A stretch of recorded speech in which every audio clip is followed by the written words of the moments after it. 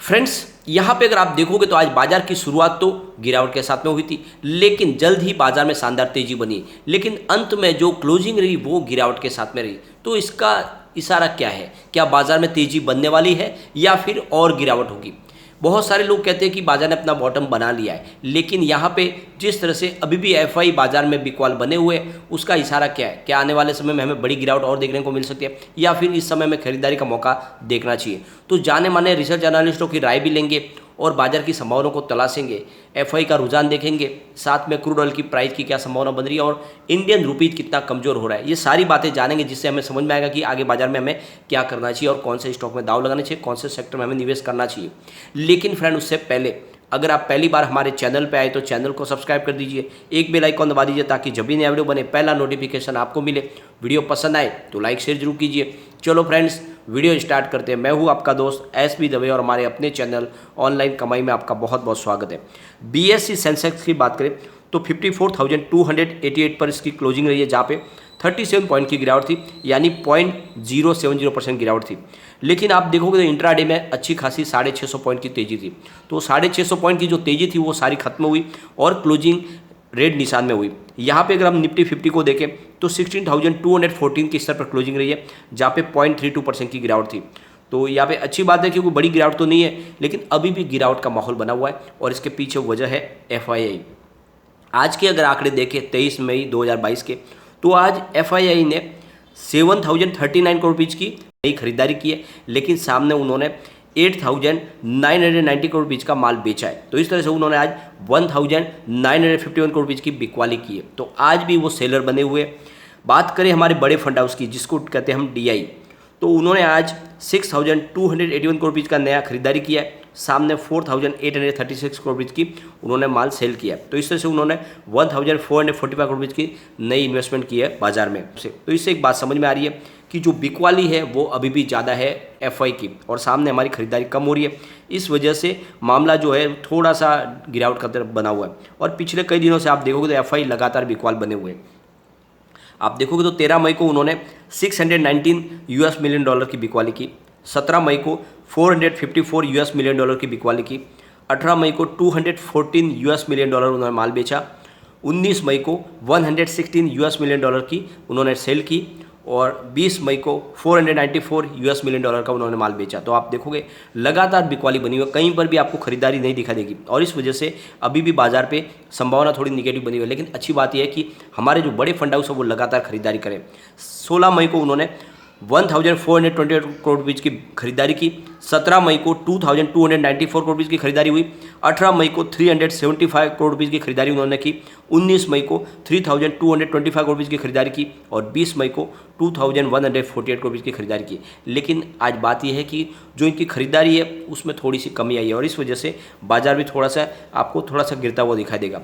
अब अगर हम इंडियन रुपीज़ की बात करें डॉलर के सामने, तो 77.59 की प्राइस है, और ये लगभग 2-3 दिन से एक ही जगह पे ट्रेड कर रहा है। अच्छी बात यह है कि अभी भी थोड़ा सा नीचे है, क्योंकि 78 का इसने स्तर छुआ था, अभी ये 7750 के आसपास है, तो अच्छी बात है। लेकिन फिर भी दबाव तो बना हुआ है, काफ़ी ज़्यादा प्राइस बढ़ी हुई है। अब यहाँ पे देखें क्रूड ऑयल की प्राइस, तो यहाँ पर भी उछाल लग रहा है वापस। WTI क्रूड 111 के आसपास है, जहाँ पे 0.69% की तेजी है। ब्रेंट क्रूड की बात करें तो 113 पर है, जहाँ पे 0.75% की तेजी है। तो क्रूड ऑयल में थोड़ा उछाल बना हुआ है, जिस वजह से बाजार के लिए थोड़े से सेंटीमेंट तो बिगड़े हुए हैं। यहाँ पे अभी अमेरिकन बाजार नहीं खुला है, लेकिन नेस्डैक की बात करें तो 11,354 पे 0.30% की गिरावट है। रसेल 2000 इंडेक्स की बात करें तो 1,773 पर 0.17% की गिरावट है। तो इंटरनेशनल मार्केट से कोई पॉजिटिव रुझान नहीं आ रहा है, इसकी वजह से यहाँ पे बाजार में भी दबाव बना हुआ है। और सबसे बड़ी बात यह है कि इस समय हमारे लिए तो अच्छी खबर यह है कि एक्साइज ड्यूटी में कुछ राहत दी है सरकार ने, जिसकी वजह से आने वाले समय में जो महंगाई है उस पर थोड़ी सी लगाम लग सकती है। क्योंकि आपको पता होगा रॉ मटेरियल कंपनी में जाने से लेके वहाँ से फिनिश प्रोडक्ट बाजार में आने से ट्रांसपोर्टेशन का बड़ा रोल होता है, और बार बार इसकी प्राइस बढ़ने से कॉस्ट बढ़ जाती है। तो इस वजह से महंगाई में बहुत बड़ा इजाफा होता है। तो इसमें कुछ आने वाले समय में राहत मिलती हुई दिखाई दे सकती है। अब बाजार की क्या संभावना रह सकती है आगे, तो आप देखोगे LKP सिक्योरिटीज़ के KS रंगनाथन का कहना है कि दोपहर के बाद कारोबार के बाद दिन में अपनी जो बढ़त थी वो सारी गंवा दी। स्टील प्रोडक्ट और एक्सपोर्ट टैक्स के ऐलान के बाद बाजार में रिकवरी हो ही नहीं पाई। मेटल इंडेक्स आज लगभग 9% टूटकर करीब 5,200 के स्तर पर पहुंच गया है, और उन्होंने कहा कि रूस और यूक्रेन की लंबी खिंची लड़ाई और इसकी वजह से लगातार आ रही महंगाई का दबाव निवेशकों और ट्रेडरों के दिमाग पर हावी होता जा रहा है। महंगाई से निपटने के लिए भारत सरकार की तरफ से बाजार के लिए अतिरिक्त उधारी की संभावना ने बाजार पर और दबाव बना दिया है। तो ये जो है सबसे बड़ी बात है कि जब से रसिया यूक्रेन का युद्ध जारी है, विश्व के लिए बहुत बड़ी मुसीबत बनी हुई है। कोटक सिक्योरिटीज़ के श्रीकांत चौहान का कहना है कि मजबूत शुरुआत के बावजूद भी अपनी जो शुरुआती बढ़त थी उसको बनाए रखने में कामयाब नहीं रह पाए बाजार और हल्की गिरावट के साथ में क्लोजिंग रही। मेटल इंडेक्स सबसे ज़्यादा मार पड़ी है मेटल इंडेक्स को। इसके अलावा ऑटो, मोबाइल, रियल्टी और ऑयल एंड गैस सेक्टर पर भी दबाव देखने को मिला, जिससे सेंसेक्स और निफ्टी में गिरावट दिखी। टेक्निकल नज़रिए से देखें तो इंट्राडे चार्ट पर निफ्टी ने डबल टॉप फॉर्मेशन बना लिया है। इस तरह से डेली चार्ट पर इसने एक हैमर कैंडलस्टिक फॉर्मेशन बना लिया है जो काफ़ी हद तक निगेटिव बन रहा है। डे ट्रेडर्स के लिए 16,200 का लेवल एक अहम सपोर्ट लेवल का काम करेगा। अगर निफ्टी इसके नीचे फिसलता तो यह 16,100 और फिर 16,050 की तरफ जाता हुआ नजर आ सकता है। अगर वही निफ्टी 16,200 के ऊपर मजबूती से दिखाता है तो फिर ये 16,300 का इंट्राडे भी ब्रेकआउट दे सकता है। अगर ऊपर की तरफ ये 16,300 का स्तर टूट जाता है तो फिर निफ्टी 16,400 से लेकर 16,475 की तरफ जाता हुआ दिखाई दे सकता है। तो फिलहाल ये लेवल दिखाई दे रहे।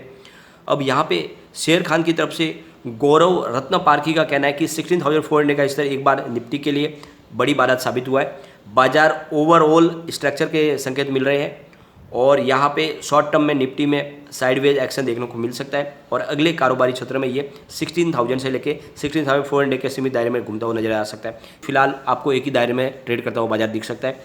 और यहाँ पे आप देखोगे तो गिरने वाले जो शेयर थे वो लगभग 11 थे और बढ़ने वाले 19 शेयर थे।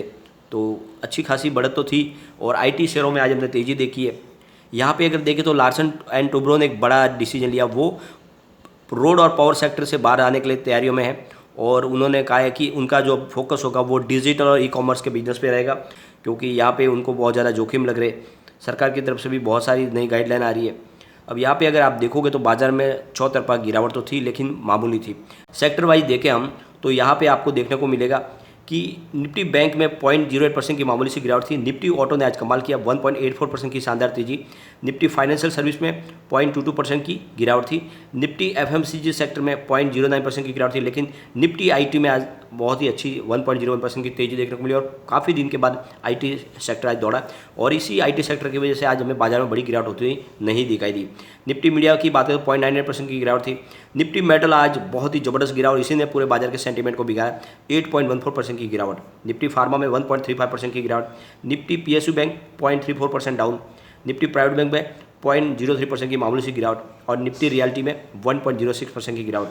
तो बाजार के जो लूजर में सबसे बड़ा जो हाथ था बाजार को गिराने में वो था निफ्टी मेटल का, लेकिन जो बाजार के लिए अच्छी खबर थी वो थी निफ्टी ऑटो और आईटी सेक्टर से। अब आगे क्या संभावना बनी, तो फिलहाल निफ्टी 16,214 के स्तर पर है। अब आगे क्या इसके पिवट लेवल के माध्यम से सपोर्ट और क्या है इसके रेजिस्टेंस, तो और गिरावट होती है तो फिर 16,085 का फर्स्ट सपोर्ट है। ये सपोर्ट टूटा तो फिर 15,905 का स्तर देखने को मिलेगा और वहाँ भी निफ्टी नहीं रुका तो फिर आप देख लो 15,806 का स्तर देखने को हमें मिल सकता है। तो ये सपोर्ट बनेगा 15,806 का, ये सपोर्ट मजबूत सपोर्ट है। ये टूटा तो फिर और प्रॉब्लम हो सकती है।